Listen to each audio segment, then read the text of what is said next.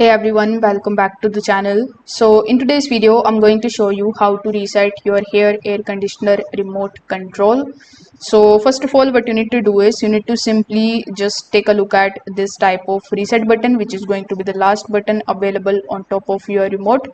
So when you locate this type of button, in order to basically press it, you will need a pin or a SIM ejector tool.